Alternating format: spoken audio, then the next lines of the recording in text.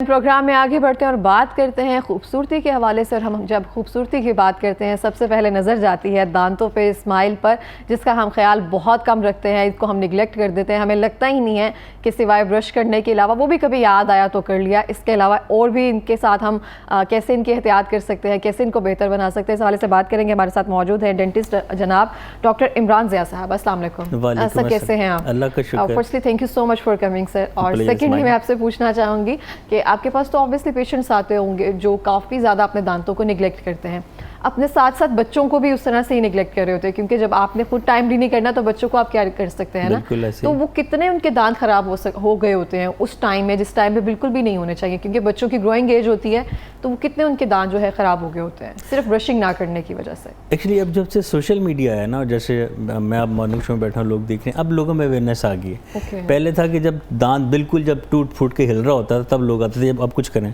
हम क्या करते थे, निकालने के अलावा क्या करते, ऐसा भी था। लेकिन अब पिछले कुछ अर्से से एक बड़ा अच्छा एक हो गया है कि लोगों में अवेयरनेस आ गई है। हम बार बार मीडिया पर कह रहे होते हैं हर 6 माह बाद कराएं।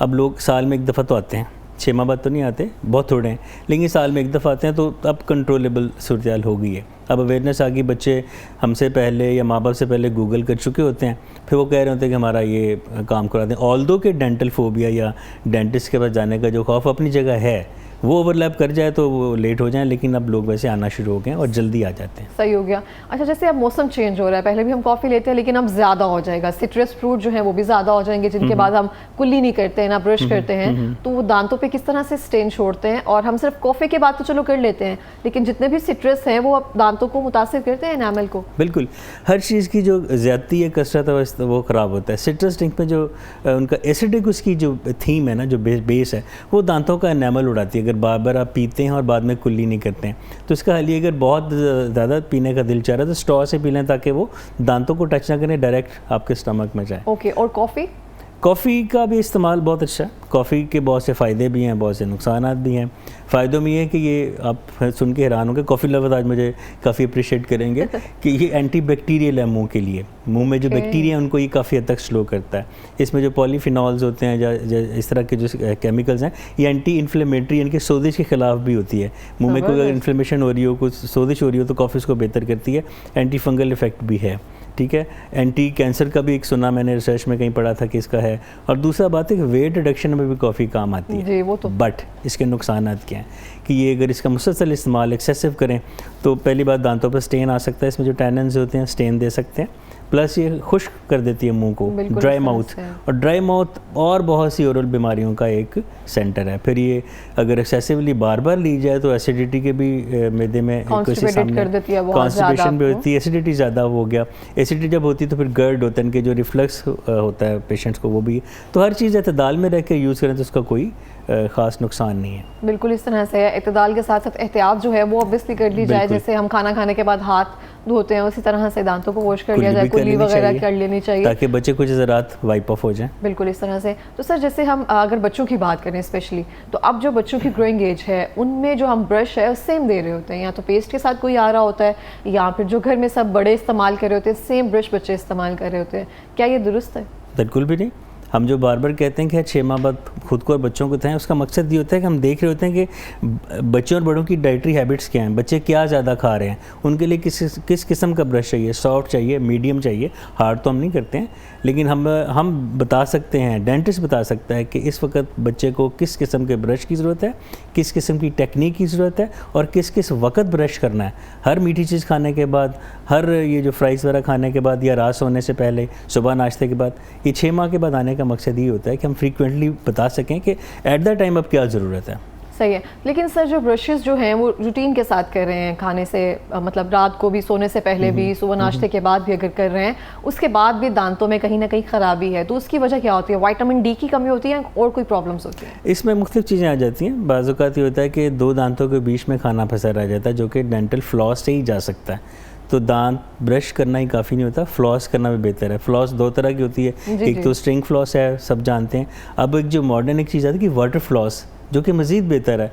वो आप पानी के एक फुहार को सेट कर सकते हैं और वो वाटर फ्लॉस वही काम करती जो कि स्ट्रिंग फ्लॉस करते हैं, लेकिन बेहतर अंदाज में, क्योंकि स्ट्रिंग फ्लॉस को बाद का लोग इतनी ज़ोर से करते हैं कि वो गम ब्लीड शुरू हो जाते हैं, तो वाटर फ्लॉस है नहीं होता। तो ब्रशिंग के साथ साथ फ्लॉसिंग भी एक उतनी अहम है। और जिन लोगों के जेनेटिकली इस तरह से दांत खराब होते हैं तो आगे वो उनके बच्चों के भी इस तरह से होते हैं, तो उसके लिए क्या एहतियात हो सकती है? जेनेटिक इशू जो रेशो ना बहुत थोड़ी है, ज़्यादातर ये एक्वायर्ड, इनके खुद से ही आप ज़्यादा ख़राब करते हैं। जेनेटिक होते हैं लेकिन बहुत थोड़ा होता है, मतलब उसका इतना नहीं हम कह सकते कि इस तरह से ये नहीं कंटिन्यूअसली चलता होता है, बट फ्रीक्वेंसी इतनी नहीं है जितनी कि खुद अपनी नेग्लिजेंस से दांत खराब करने की है। तो ये जो जो हम स्मोकिंग करते हैं, यहाँ पे जो लोग पान खाते हैं, छालियाँ या गुटला क्या कहते हैं उसको, गुटका उसका इस्तेमाल जो है वो ज़्यादा रखते हैं, तो उनके दांत तो ऑब्वियसली ख़राब होना होते हैं, वो इतने वर्स हो गए होते हैं कि आप उनको देख नहीं सकते हैं। तो उनके लिए फिर हम क्या हल बताते हैं कि ये कैसे ठीक कर सकते हैं? बहुत ज़्यादा मार्केट में ना टूथपेस्ट आए हुए हैं इस तरह से कि वाइटनिंग के नेम से या उनके नेम से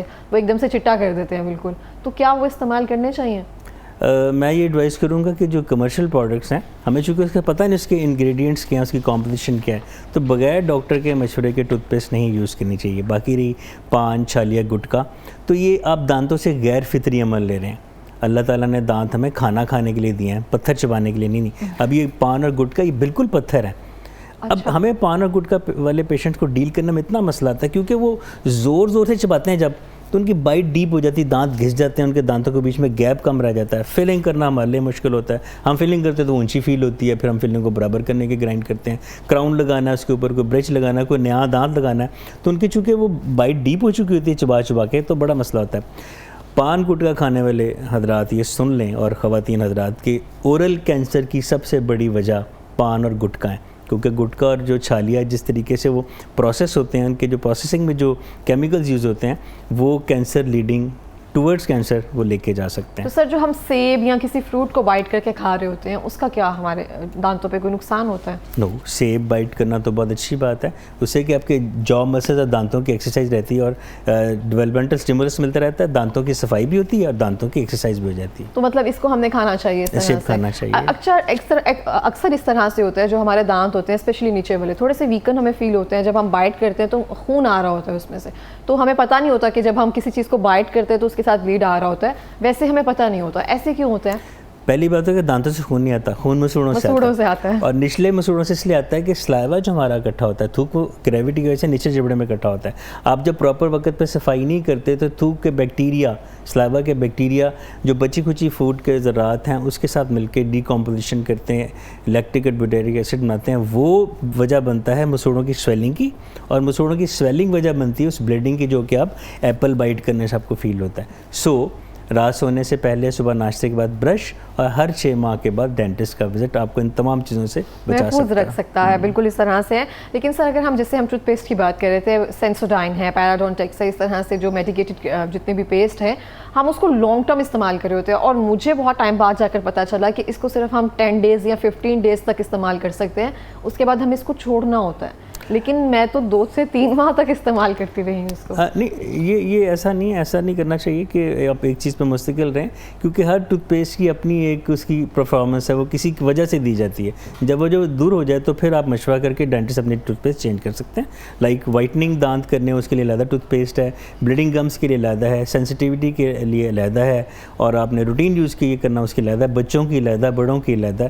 ये अगेन सब बातें आपको डेंटिस्ट ही गाइड कर सकता है। सो मैं फिर कहूँगा कि हर 6 माह के बाद लास्ट भी विजिट करें। अच्छा सर, अगर हम स्केलिंग की बात करें दांतों की, कहा जाता है अगर स्केलिंग करवा ली जाए यहाँ पर दांतों की, जिसे हम सफाई कह रहे होते हैं एक तरह से, वो करवा ली जाए तो इनेमल जो है वो कमज़ोर हो जाएगा, फिर सेंसिटिविटी जो है वो बढ़ जाती है, ठंडा गर्म दांतों पे ज़्यादा लगना शुरू हो जाता है। तो बहुत सारे लोग इसी डर की वजह से कोई ट्रीटमेंट जो है वो नहीं ले पाते हैं। तो क्या ये बहुत बड़ा मिथ है? मैं इस पर बहुत प्रोग्राम्स कर चुका, मेरे अपने चैनल पे मैंने ये बताता रहता हूँ कि स्केलिंग कराने से दांत ख़राब नहीं होते, स्केलिंग ना करवाने से ख़राब होते हैं। हाँ, ख़राब हो सकते हैं स्केलिंग से, अगर आप किसी नॉन क्वालिफाइड, जो जिसको कोया की अताई कहते हैं, उसके पास जाएंगे, वो दांतों को ग्राइंड करके साफ़ करते हैं, जिससे एनामल ख़राब होता है।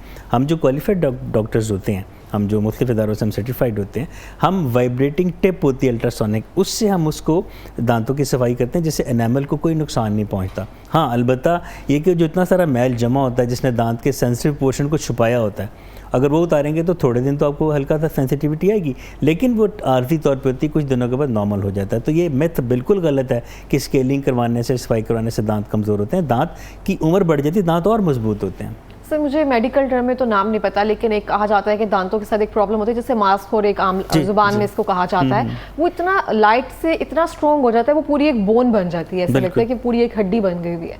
फिर जब उसको स्केलिंग से रिमूव किया जाता है तो लगता है कि शायद वो ज़्यादा ठंडा गर्म लग रहा है। तो वो जो मास्क है उसको क्या कहते हैं और वो उसके बनने की वजह क्या होती है? गम रिसेशन इसको हम कहते हैं, जिसमें दांत का वो पोर्शन जो मसूड़े से ढका होना चाहिए वो नीचे खिंच जाता है। वो खिंचने की वजह वो आपने जो कहा ना हड्डी सी बन जाती है, वो हड्डी नहीं होती, वो प्लाक होती जो कि साफ़ ना करने से बढ़ते बढ़ते बढ़ते वो सख्त एक पत्थर की शक्ल इख्तियार कर लेती है जिसको कैलकुलस या टार्टर कहते हैं। वो कैलकुलस या टार्टर वो गम रिसीड करता है और जब वो उतरता है तो फिर वो सेंसिटिविटी लाता है कुछ अर्से के लिए, गम उसमें दोबारा सही हो जाते हैं, तो वो कुछ दिनों बाद वो मामला खत्म हो जाता है। बस वो सफाई ना करने की वजह से होती है, ऐसी कोई रीज़न नहीं होती उसकी? बिल्कुल, उसका सफाई ना करने से नेग्लेक्टेड जो एरिया है दांत का, जहाँ पे आपका ब्रश नहीं पहुँच रहा, वहाँ वो प्लाक कटी होकर टार्टर या कैलकुलस बनता है और वही टार्टर या कैलकुलस आपके गम रिसेशन या मास होने की वजह बनता है। सही। तो सर जब बच्चे ग्रोइंग एज में होते हैं, जब बढ़ रहे होते हैं, तो हम स्कूल जाते हुए या फिर वैसे ही उनको वाइटामिन्स वगैरह तो देते रहते हैं, तो दांतों के लिए भी हमें कोई वाइटामिन्स वगैरह या च्युइंग गम या इस तरह से कुछ लेते रहना चाहिए ताकि दांत जो है वो अच्छे से ग्रो करें, स्ट्रॉन्ग रहें? विटामिन सी और विटामिन डी इसके लेवल्स हर साल में 1-2 दफ़ा चेक करवा लें, एक दफ़ा चेक करवा लें। आप देखें विटामिन डी का लेवल अगर थोड़ा बहुत कम है तो उसको हम सप्लीमेंट्स के थ्रू पूरा करते हैं, लेकिन विटामिन डी तब काम करता है जब विटामिन सी भी होगा, तो फिर कॉम्बिनेशन उसका दिया जाता है, ये देना ज़रूरी होता है। लेकिन फिर से आप कहेंगे कि डॉक्टर्स के पास आना मस्ट है, क्योंकि उसके बगैर तो हम घर बैठ के ऑब्वियसली नहीं कुछ कर सकते हैं। तो सर जैसे ही हम बड़ों की स्पेसिफिकली अगर बात करते हैं तो एक टाइम पर आकर हमें पता होता है कि दांत जो है वो ना साथ छोड़ रहे हैं और उसके बाद हम ना स्केलिंग करवा सकते हैं ना कोई और एक तरह से ऑप्शन नहीं बचता है, और इस तरह से चीज़ें आ जाती हैं, वर्स हो जाती है कि दांतों के अंदर से हड्डी मसूड़ों के अंदर से खत्म होना शुरू हो जाती है। बिल्कुल। इतनी वर्स कंडीशन कब होना शुरू हो जाती है? आप जब किसी भी चीज़ को इग्नोर करेंगे, अगर उसको अनट्रीटेड छोड़ देंगे तो वो फिर वर्स्ट कंडीशन में जाएगी। ये आप जो बात करेंगे ये आमतौर पे 40, 45, 50 के बाद ये बात आती है, जब डेंटिस्ट के खौफ से, या जो एक मशहूर है बात के जो थोड़ी बहुत हकीकत भी है कि डेंटिस्ट महंगे होते हैं, उस वजह से जब लोग नहीं जाते हैं और दे लीव द टीथ अनट्रीटेड, तो फिर ये सूरत हाल आती है कि हमें दांत को फिर फारिग करना पड़ता है। बिल्कुल इस तरह। अच्छा सर, एक मेरा सवाल है, आप देखते होंगे कि बहुत ज़्यादा एक टूथब्रश था वो इस तरह से आया था जो ज़ुबान की सफाई के लिए भी उसके पीछे बैक पे कुछ मौजूद होती है, ऑरल भी शायद समथिंग, तो क्या उसकी सफाई करना ज़रूरी है? क्योंकि बैक्टीरिया तो हमारी ज़ुबान पे भी ऑब्वियसली होता है। टंग सरफेस ज़रूरी है, टंग स्क्रब हम लोग वो करते हैं, उसके स्क्रब करते हैं, ये ज़रूरी होता है। आप जब दांतों की सफाई कर रहे होते हैं तो ज़ुबान की सफाई करना ब्रश से आप कर लें, अलहदा में ब्रश के साथ भी कर लें, ब्रश के साथ भी कर सकते हैं। देखिए आपने तो स्क्रैच करना है ना बैक्टीरिया को, उससे भी कैसे अलहदा से मिलते हैं, वो भी आप कर सकते हैं। जितनी सोफिस्टिकेशन लाएं वो आपके उतना ही आपके लिए बेहतर है वो।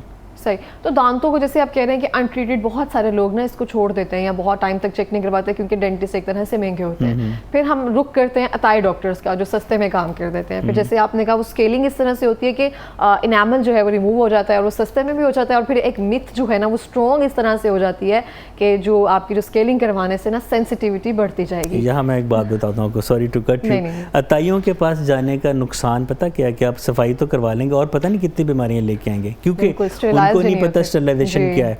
एक मरीज़ के पास कोई मसला है, उसका अपने ट्रीटमेंट किया, वो इंस्ट्रूमेंट धो के या उबाल के अगले में लगा, उबालने से इंस्ट्रूमेंट साफ़ नहीं होते, पानी उबलता है 100 डिग्री सेंटीग्रेड पे। हम जो ऑटोक्लेव करते हैं स्टरलाइजेशन के लिए वो 134 डिग्री सेंटीग्रेड तक स्टीम से हम स्टरलाइज करते हैं। तो अताइयों के पास वक्ती फ़ायदा ना लें और लॉन्ग टर्म बीमारियां ना साथ लेंगे। बिल्कुल इस तरह से। तो सर आप रिकमेंड नहीं, मैं पूछना चाहती हूँ जितने भी डॉक्टर्स के पास आते हैं पेशेंट जिनको पता होता है कि रेगुलर चेकअप नहीं है या कोई ना कोई मसला है दांतों के साथ, तो वो अपने टूल्स वगैरह बाय कर लें?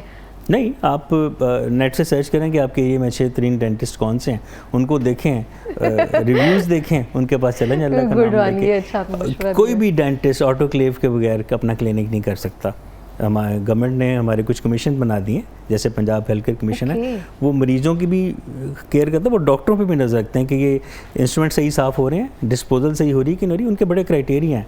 तो मेरा ख्याल है ये बड़ा अच्छा इकदाम है गवर्नमेंट का कि उन्होंने हम डॉक्टर्स पे भी चेक रखा हुआ। बिल्कुल अच्छी बात है ये, और ये मुझे भी नहीं आइडिया था इस बारे में कि ये मौजूद है इस तरह से इंस्ट्रक्शन। तो ये अवेयरनेस देने की ज़रूरत है कि आपको पहले ये ऑटो चेक रखना चाहिए इन चीज़ों के बारे में, क्योंकि हम जा रहे होते हैं किसी सैलून पे या कोई कपड़ा ले रहे होते हैं, उसके बारे में हमारे पास फुल रिसर्च होती है। बिल्कुल, लेकिन इस तरह से जब किसी डॉक्टर के पास जा रहे होते हैं, इंस्ट्रूमेंट किस तरह से है, डॉक्टर क्या, वो बहुत रेयर होता है। वो खानदान में अम्मी से पूछा, अबू से पूछा, कौन अच्छा, जो खानदानी उनके आ रहे हैं उनके पास चले गए, और उसके बाद फिर वो भुगतते रहते। Good one. अच्छा, बहुत बार ऐसा भी हुआ है कि दांत वो रिमूव कर देते हैं जिसमें दर्द नहीं होती है, वो शायद दांत के पिछले हिस्से में, तो पता नहीं चलता, शायद एक्सरे तो कोई करवाता ही नहीं है डॉक्टर ना, बहुत रेयर है कि उनके पास ये फैसिलिटी नहीं मौजूद होती है। तो जो दांत है वो उसकी जगह दूसरा दांत निकलवा दिया जाता है। हमारे बहुत ज़्यादा इस तरह, मेरे फादर के साथ इस तरह हुआ था।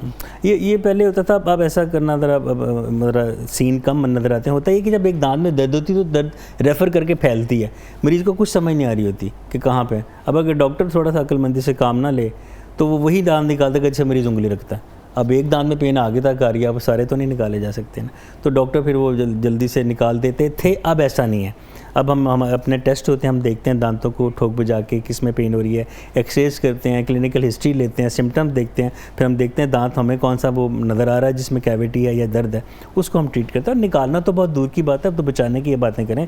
रूट केनाल ट्रीटमेंट है, क्राउन्स हैं, ब्रिजेस हैं, मेरे दो हैं रूट केनाल। सर हमारे पास लास्ट मिनट है, फिर पैगाम देना चाहेंगे। प्रोग्राम ये जो मैसेज यही है कि अल्लाह ताला ने हमें जो खूबसूरत ज़िंदगी दी है उसका हक़ अदा करें, अपने दांतों और अपने जिस्म का ख्याल रखें, ताकि अल्लाह ताला की नेमतों को सही से एंजॉय करके अपनी ज़िंदगी को बेहतरीन तरीके से गुजारें। बहुत शुक्रिया, thank you so much for coming. और मैं ये कहना चाहूँगी, लाजमी आप किसी भी डॉक्टर के पास जाने से पहले प्रॉपर रिसर्च कर लें और देख लें आपके करीबी कौन से डेंटिस्ट जो है वो बेस्ट है।